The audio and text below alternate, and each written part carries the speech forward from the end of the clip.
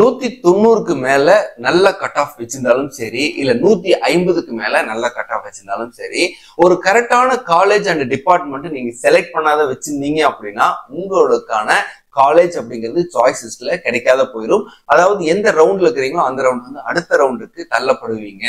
இதே மாதிரிதான் 2023ல 197 cut off வச்சிருந்த ஒரு ஸ்டூடெண்ட் வந்து கரெக்டான சாய்ஸிஸ்ட் போடாத காரணத்தினால இவர் ரவுண்ட் 2ல இருக்கிற காலேஜஸ்ல போய் பார்ட்டிசிபேட் பண்ணி அங்க இருந்து ஒரு சீட் எடுத்தாங்க.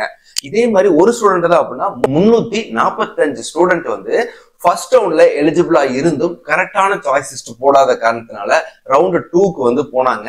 இது என்ன காரணம், எதனால வந்து இந்த பிரச்சனை வந்துச்சு, இதுக்கப்புறம் வந்து அவங்க எந்த ரவுண்ட்ல காலேஜ் எடுத்தாங்க, எத்தனை ஸ்டூடெண்ட் வந்து ஃபர்ஸ்ட் ரவுண்ட்ல எலிஜிபிளா இருந்தாங்க, எத்தனை ஸ்டூடெண்ட் மட்டும் பார்ட்டிசிபேட் பண்ணாங்க, இந்த சாய்ஸிஸ்ட்ல போடும்போது தப்பா வராததுக்கு இருக்கணும் அப்படின்னா நீங்க வந்து என்ன பண்ணணும் அப்படிங்கறத இந்த வீடியோல பார்க்க போறோம். Welcome back to eduKDK channel. I am DK Dineshkumar. அதாவது ஃபர்ஸ்ட் இயர்ல, அதாவது வந்து 2023ல ஃபர்ஸ்ட் ரவுண்டுக்கு எலிஜிபிள் ஆன ஸ்டூடெண்ட் வந்து பாத்தீங்கன்னா 22,761 ஸ்டூடெண்ட் வந்து ஃபர்ஸ்ட் ரவுண்டுக்கு எலிஜிபிள் ஆனாங்க.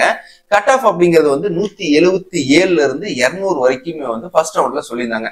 நார்மலாவே டிஎன்ஏ கவுன்சிலிங்ல ரவுண்ட் 1ல இருந்து 4 ரவுண்ட் கண்டக்ட் பண்ணுவாங்க, ரவுண்ட் 2, ரவுண்ட் 3, ரவுண்ட் 4.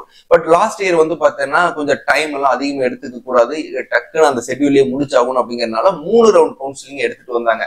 நார்மலாவே ஃபர்ஸ்ட் ரவுண்ட்ல ஒரு 14,000 ஸ்டூடெண்ட் தான் பார்ட்டிசிபேட் பண்ணுவாங்க, கால்ஃபர் பண்ணுவாங்க. பட் இந்த டைம் வந்து பாத்தீங்கன்னா 22,761 ஸ்டூடெண்ட்டுக்கு எலிஜிபிள் கொடுத்திருந்தாங்க. கட் ஆஃப் 177ல இருந்து 200 வரைக்கும். பட் அதுல ஸ்டூடெண்ட் பார்ட்டிசிபேட் பண்ணது எவ்வளவு அப்படின்னா மொத்தமாவே 14,211 ஸ்டூடெண்ட் தான் பார்ட்டிசிபேட் பண்ணியிருந்தாங்க.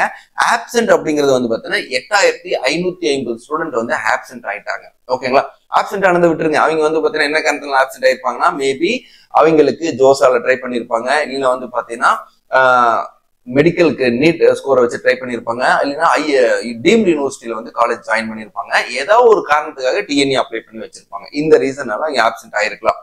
இதே மாதிரி இந்த பார்ட்டிசிபேட் பண்ண ஸ்டூடெண்ட் வந்து 14,211 இருக்கிறாங்களா, பிளஸ் ஒரு 345 ஸ்டூடெண்ட் இவங்க வந்து தப்பான சாய்ஸிஸ்ட் போட்டு, பட் இவங்க எல்லாம் வந்து காலேஜ் எடுக்கணும், அண்ணா யூனிவர்சிட்டியில தான் எய்ம் பண்ண ஸ்டூடெண்ட் தப்பான ஒரு சாய்ஸிஸ்ட் போட்டதுனால ஃபர்ஸ்ட் ரவுண்ட்ல சீட்டு கிடைக்காத செகண்ட் ரவுண்ட்ல போயிட்டு எடுத்தாங்க.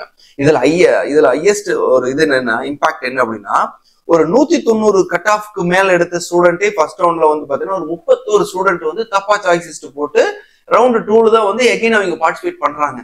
காரணம் என்ன, அவங்களுக்கான சரியான புரிதல் இல்லை. வந்து சாய்ஸிஸ்ட் கொடுக்கும் போது நம்பர் ஆஃப் சாய்ஸிஸ்ட வந்து ரொம்ப கம்மியா காலேஜ் கொடுத்துருந்தாங்க. ஸோ இந்த ரீசன்னாலதான் வந்து அவங்கனால வந்து ஃபர்ஸ்ட் ரவுண்ட்ல பார்ட்டிசிபேட் பண்ண முடியல. இதுக்கு வந்து காரணம் ஸ்டூடெண்ட் மட்டும் கிடையாது.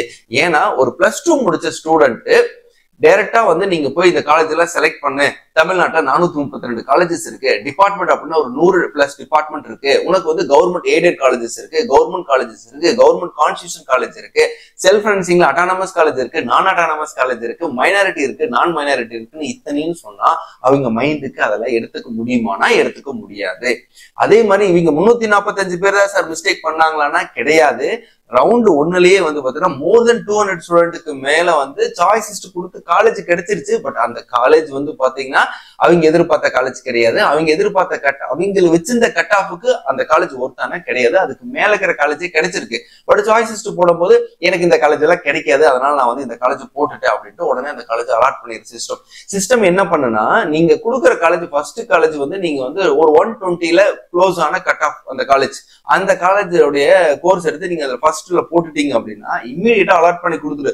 ரவுண்ட் செகண்ட் லிஸ்ட்ல இருக்கிறதோ இல்ல தேர்ட் லிஸ்ட்ல இருக்கிற காலேஜ் பார்க்காது. அப்படி இருக்கும்போது சாய்ஸிஸ்ட் வந்து வெரி வெரி இம்பார்ட்டன்ட். அதனால நீங்க அந்த சாய்ஸிஸ்ட் என்ன எப்படி பண்ணணும் அப்படிங்கறத நீங்க தெரிஞ்சுக்குங்க. வேணா என்ன காரணம் அப்படின்னா, இதை வந்து டிஎன்ஏவும் இந்த டெமோ கொடுக்க மாட்டாங்க, இப்படித்தான் உங்களுக்கு சாய்ஸிஸ்ட் பண்ணணும் அப்படின்னு. நீங்க வந்து ப்ரீவியஸ் இயர்ல யாரெல்லாம் பண்ணாங்களோ இல்ல வந்து பாத்தீங்கன்னா நிறைய யூடியூப் வீடியோஸ் பார்த்துதான் உங்களால கத்துக்க முடியும். ஸோ இதுக்காகவே நாங்க வந்து getyourcollege.com அப்படின்னு ஒரு வெப்சைட் ரெடி பண்ணியிருக்கிறோம். இந்த வெப்சைட்ல நீங்களே சாய்ஸிஸ்ட் வந்து போட்டு பார்த்துக்கலாம்.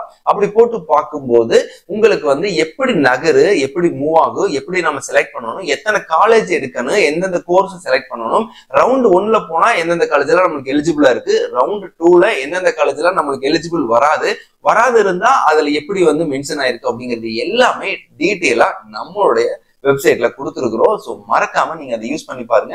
எப்படி டெமோ பண்றது அப்படிங்கிறது நான் உங்களுக்கு காட்டுறேன். வெப்சைட்டோட நேம் வந்து getyourcollege.com, getyourcollega.com.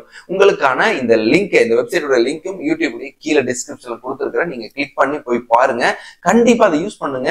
இதை வந்து உங்க ஸ்டூடெண்ட்ஸ் அண்ட் ஃப்ரெண்ட்ஸ், டீச்சர்ஸ்க்கு எல்லாமே ஷேர் பண்ணுங்க. யாரெல்லாம் இன்ஜினியரிங் ட்ரை பண்றீங்களோ அவங்களுக்கு ஃபாலோ பண்ணுங்க, ஃபார்வர்ட் பண்ணுங்க. அடுத்ததா வந்து மெடிக்கல் ட்ரை பண்ற ஸ்டூடெண்ட்டுக்கும் இதுல சாய்ஸஸ் ரெடி பண்ணலாம். அவங்களுக்கும் இந்த வீடியோவை ஷேர் பண்ணுங்க.